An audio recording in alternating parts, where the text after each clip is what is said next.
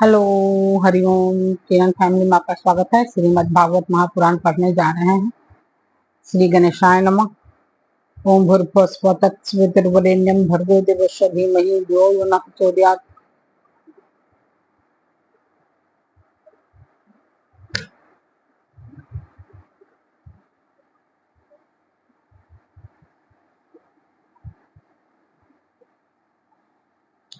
श्री राधा कृष्णाभ्याम नमः। श्रीमद् भागवत महापुराण द्वितीय खंड।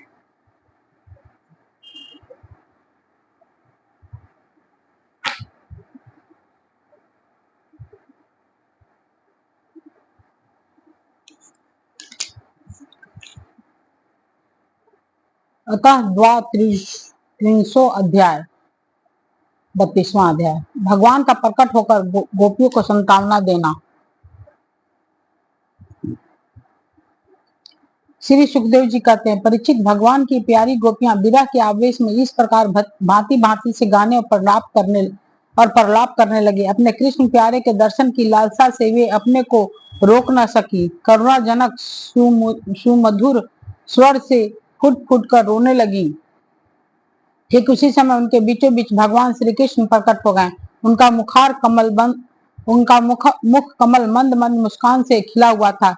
गले में वनमाला थी, पीतांबर धारण किए हुए थे। उनका यह रूप क्या था, सबके मन को मथ डालने वाले, कामदेव के मन को भी मथने वाला था। कोटि कोटि कामों से भी सुंदर, परम मनोहर, प्राण बल्लभ श्याम सुंदर को आया देख गोपियों के नेत्र प्रेम और आनंद से खिल उठे। वे सब की सब एक ही साथ इस प्रकार उठ खड़ी हुई मानो प्राणहीन शरीर में दिव्य प्राणों का संचार हो गया हो। शरीर के एक एक अंग में नवीन चेतना, नूतन स्फूर्ति आ गई हो। एक गोपी ने बड़े प्रेम और आनंद से श्री कृष्ण के कर कमलों को अपने दोनों हाथों में ले लिया और वह धीरे धीरे उसे सहलाने लगी। दूसरी गोपी ने उनके चंदन चर्चित भुज दंड को अपने कंधे पर रख दिया। दूसरी गोपी ने उनके चंदन चर्चित भुज दंड को अपने कंधे पर रख लिया। तीसरी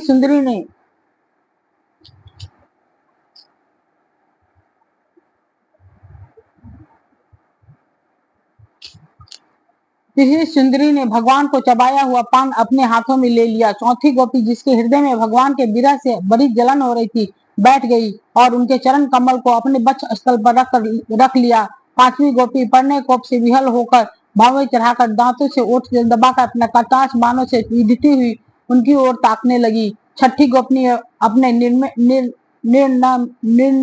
निर्निमेष नैनों से उनके मुख कमल का मकरंद रस पान करने लगी। परंतु जैसे संत पुरुष भगवान के चरण के दर्शन से कभी तृप्त नहीं होते, वैसे ही उनकी मुख माधुरी का निरंतर पान करते रहने पर भी तृप्त नहीं होती थी। सातवीं गोपी नेत्रों के मार्ग से भगवान को अपने हृदय में ले गई और फिर उसने आंखें बंद कर ली। अब मन ही मन भगवान का आलिंगन करने से उनका शरीर पुलकित हो गया, रोम रोम खिल उठा और वह सिद्ध योगियों के समान परमानंद में मग्न हो गई।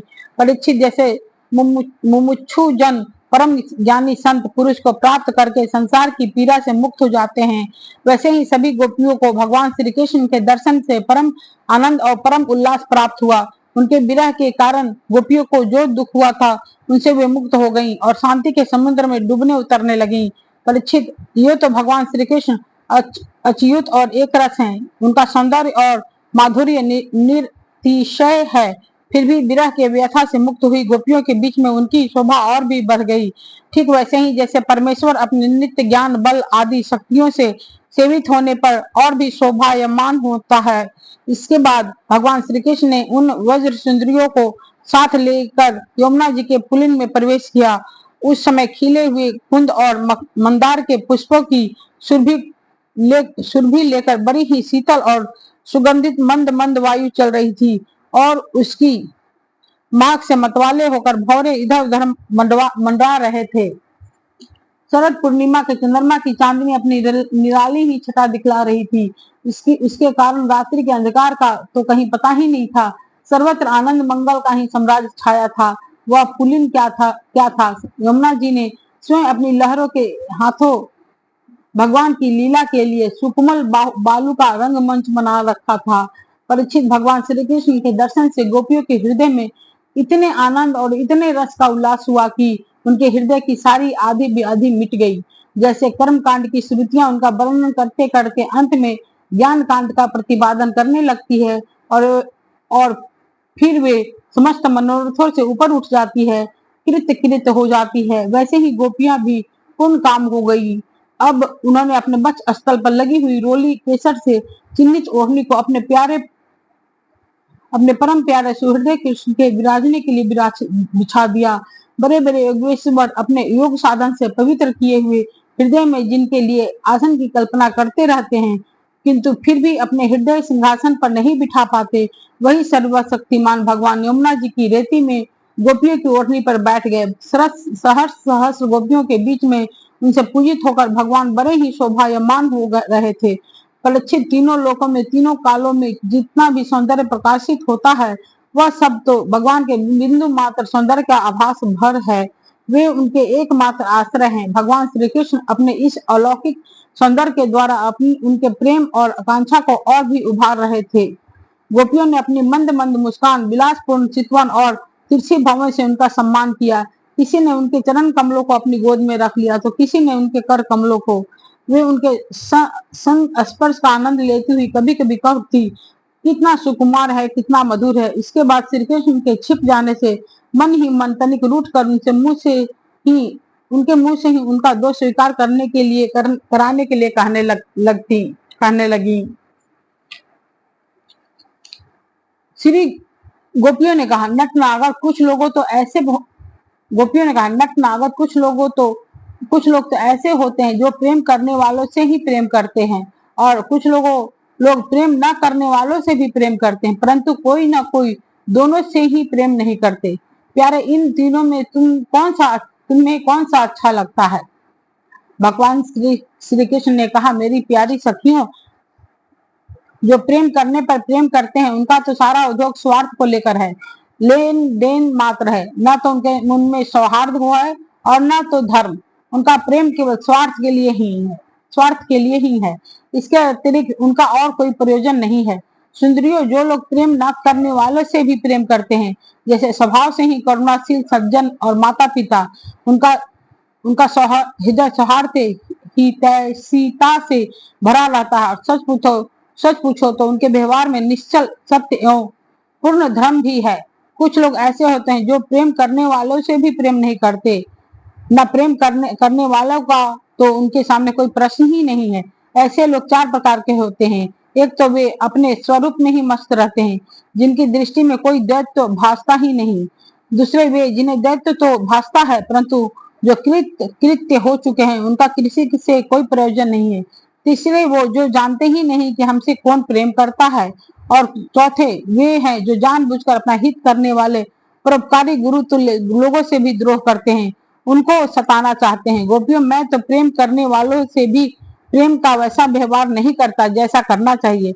मैं ऐसा केवल इसलिए करता हूँ कि उनकी चित्त वृत्ति और भी मुझ में लगे, निरंतर लगी रहे। जैसे निर्धन पुरुष को कभी बहुत सा धन मिल जाए और फिर खो जाए तो उसका हृदय खोए हुए धन की चिंता से भर जाता है, वैसे ही मैं भी मिल मिल कर छिप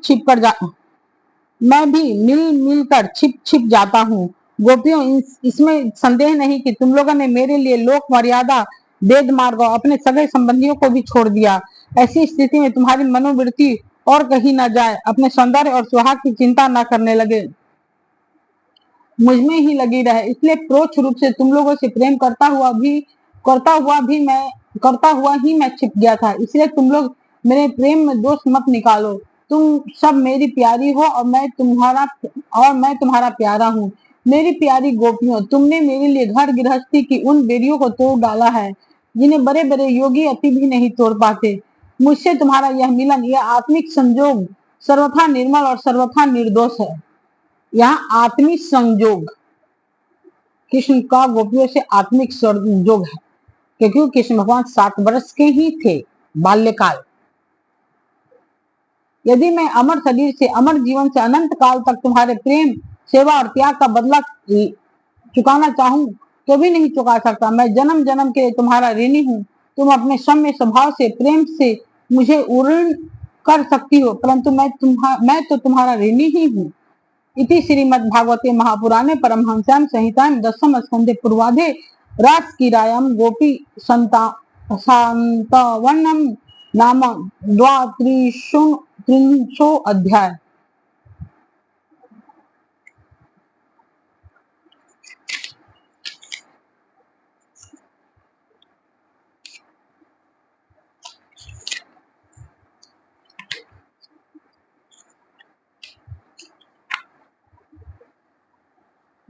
अतः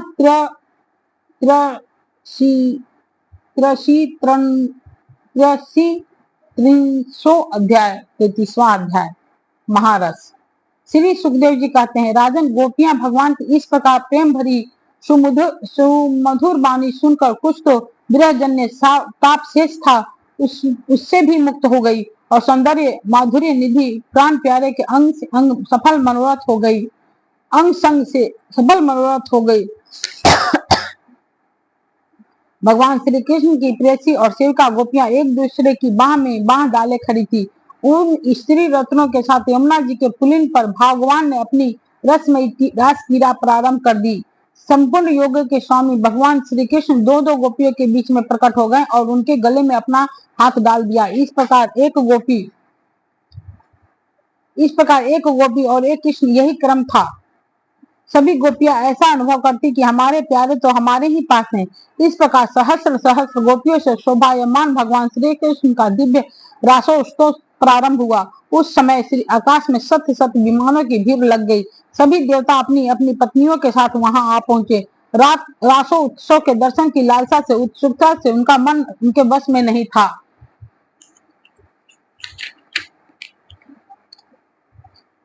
स्वर्ग की दिव्य दुदुम्बियां अपने आप बज उठी। स्वर्गीय पुष्पों की वर्षा होने लगी।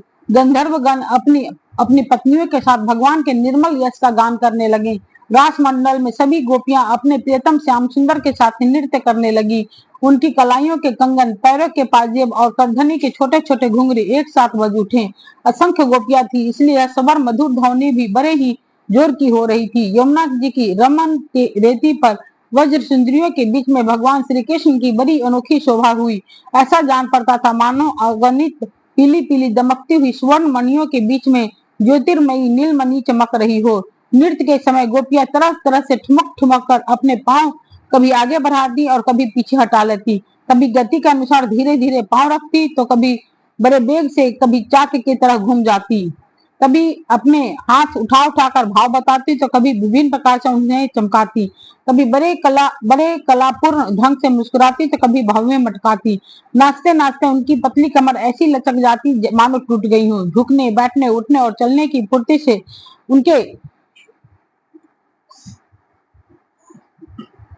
उनके वस्त्र उड़े जा रहे थे। कानों के कुंडल हिल हिलकर कपोलों पर आ जाते थे। नाचने के परिश्रम से उनके मुंह पर पसीने की बूंदें झलकने लगी थी। केशों की चोटियां कुछ ढीली पड़ गई थी। नीवी की गांठें खुली जा रही थी। इस प्रकार नटवर नंदलाल की परम प्रेयसी गोपियां उनके साथ गा गा कर नाच रही थी। परीक्षित उस समय ऐसा जान पड़ता था मानो बहुत से श्री कृष्ण तो सावले सावले मेघ मंडल हैं और उनके बीच बीच में चमकती हुई गोरी गोपियां बिजली हैं। उनकी शोभा असीम थी। गोपियों का जीवन भगवान की रति है, प्रेम है। वे श्री कृष्ण से सटकर नाचते नाचते ऊंचे स्वर से मधुर गान कर रही थी। श्री कृष्ण का स्पर्श पाकर और भी आनंद मगन हो रही थी। उनके राग रागनियों से पूर्ण गान से यह सारा जगत अब भी गूंज रहा है।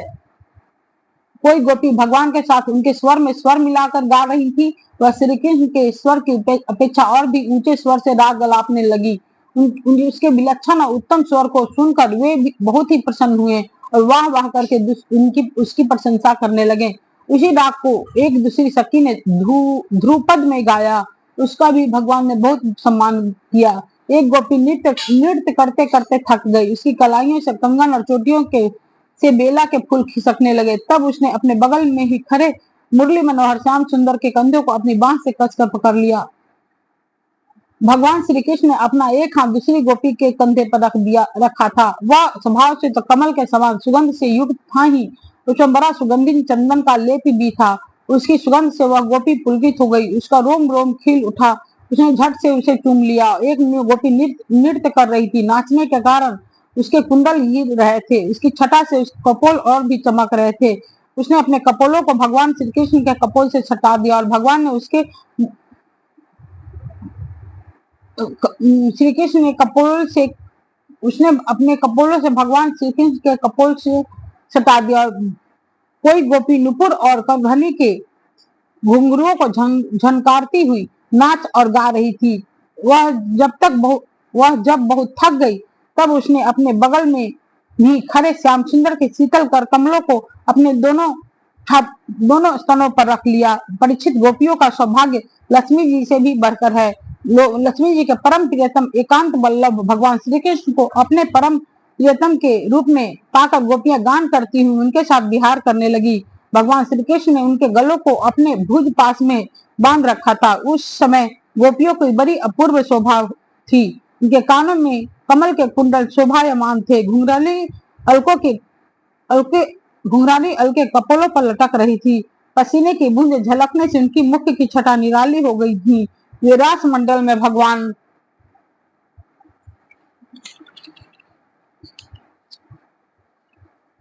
श्री कृष्ण के साथ नृत्य कर रही थी। उसके कंगन और बाजे बज रहे थे। भौरे उनके ताल सुर में अपना सुर मिलाकर गा रहे थे और उनके जूरों तथा चोटियों से गुथे हुए फूल गिरते जा रहे थे। परीक्षित, जैसा नन्हा सा शिशु निर्विकार भाव से अपनी परछाई के साथ खेलता है, वैसे ही रमा रमन भगवान श्री कृष्ण कभी उन्हें अपने हृदय से लगाते, कभी कभी हाथ से उनका अंग स्पर्श करते, कभी प्रेम भरी तिरछी चितवन से उनकी ओर देखते तो कभी लीला से उन्मुक्त हंसी हंसने लगते।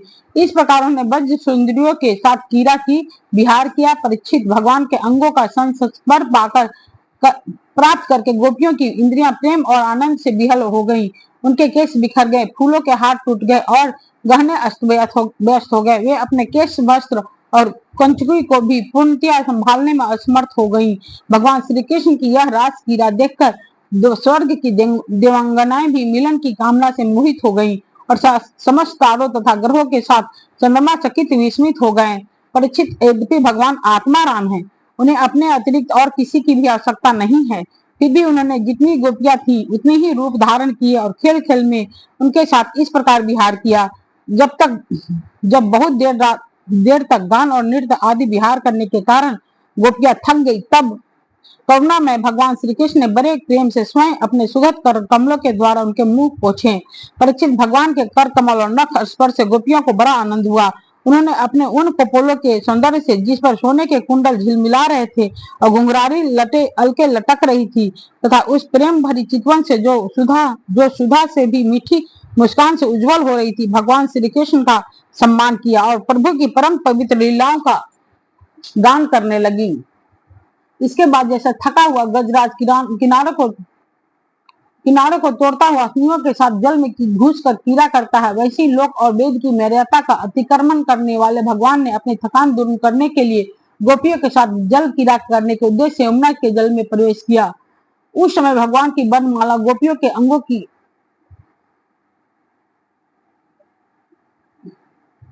उस समय भगवान की बनमाला गोपियों के अंग की रगड़ से कुछ कुचल सी गई थी और उनके वक्ष स्थल की केसर से वह रंग भी गई थी।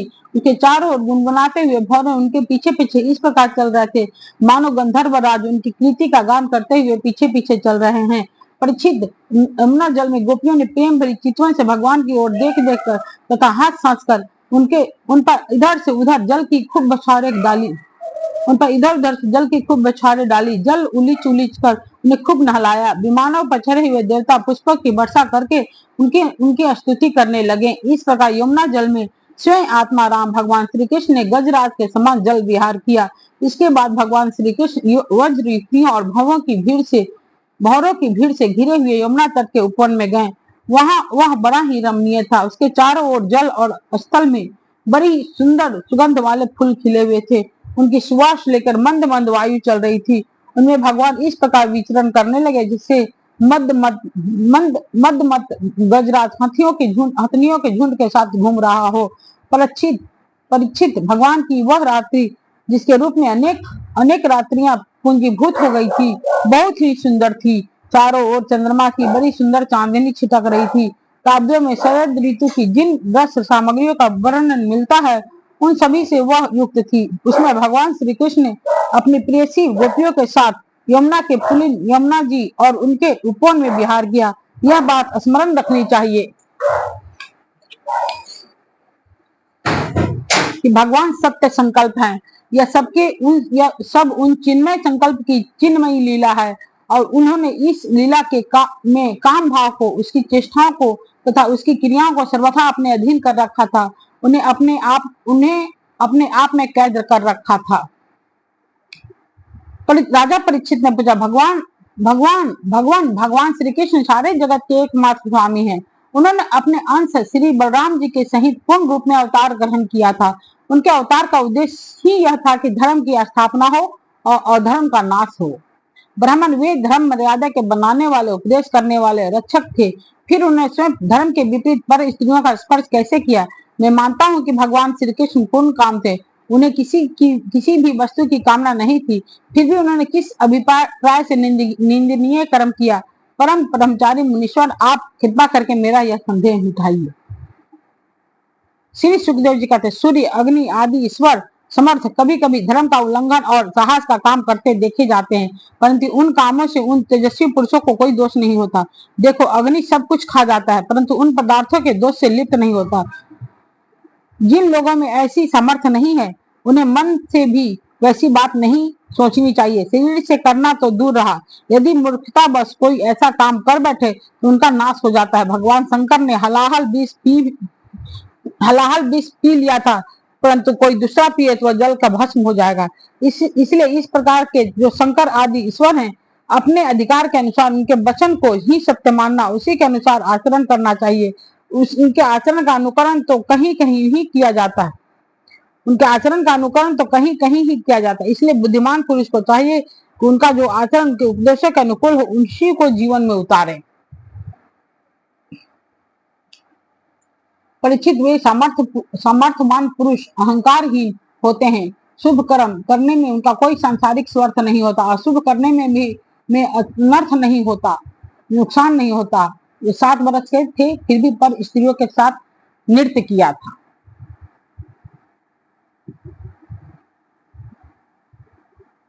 वे स्वार्थ और नर्थ से ऊपर उठे होते हैं। जब उन्हीं के संबंध में ऐसी बात है तब जो पशु पक्षी देवता मनुष्य देवता आदि समस्त चराचर जीवों के एकमात्र प्रभु सर्वेश्वर भगवान है, उनके साथ मानवीय शुभ और अशुभ संबंध कैसे हो जोड़ा जा सकता है? जिनके चर कमलों के रज का सेवन करके भक्त जन तृप्त हो जाते हैं, जिनके साथ योग प्राप्त करके उसके प्रभाव से योगी जन अपने सारे कर्म बंधन काट डालते हैं और विचारशील ज्ञानी जन जिनके तत्व का विचार करके तत्व स्वरूप हो जाते हैं तथा समस्त कर्म बंधनों से मुक्त होकर स्वच्छंद विचरते हैं, वही भगवान अपने भक्तों की इच्छा से अपने चिन्ह में श्री विग्रह प्रकट करते हैं। तब भला उनके कर्म बंधन की कल्पना ही कैसे हो सकती है? गोपियों के, उनके पतियों के और संपूर्ण शरीरधारियों के अंतःकरण में जो आत्मा रूप से विराजमान है, जो सबके साक्षी और परम पति है, वही तो अपना दिव्य चिन्ह में श्री विग्रह प्रकट करके यह लीला कर रहे हैं। भगवान जीवों पर कृपा करने के लिए ही अपने को मनुष्य रूप में प्रकट करते हैं और ऐसी लीलाएं करते हैं जिन्हें सुनकर जीव भगवत परायण हो जाए। ब्रजवासी गोपों ने भगवान श्री कृष्ण में तनिक भी दोष बुद्धि नहीं के। वे उनकी योग माया से मोहित होकर ऐसा समझ रहे थे कि हमारी पत्नियां हमारे पास ही है। ब्रह्मा की रात्रि के बराबर वह रात्रि बीत गई। ब्रह्म मुहूर्त आया। यद्यपि गोपियों की इच्छा अपने घर लौटने की नहीं थी, फिर भी भगवान श्री कृष्ण की आज्ञा से वे अपने अपने घर चली गईं, क्योंकि अपने प्रत्येक चेष्टा से, प्रत्येक संकल्प से केवल भगवान को ही प्रसन्न करना चाहती थी।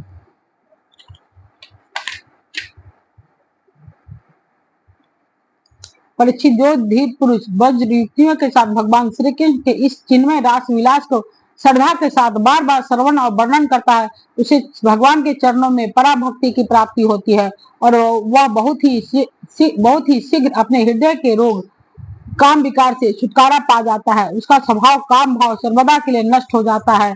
इति श्रीमद् भागवते महापुराणे परमहंस्यां संहितायां दशम स्कंदे पूर्वाधे रास क्रीड़ा वर्णनम नाम त्रिंशो अध्याय।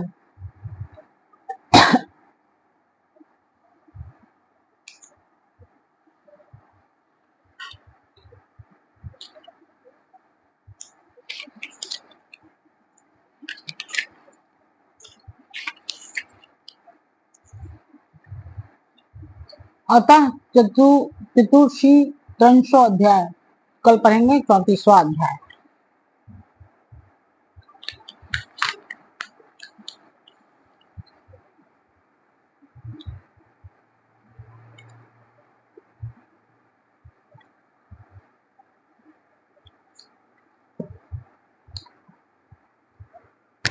ओम भूर्भुवः स्वः तत्सवितुर्वरेण्यं भर्गो देवस्य धीमहि धियो यो न प्रचोदयात्। ठीक है दोस्त, हरि ओम।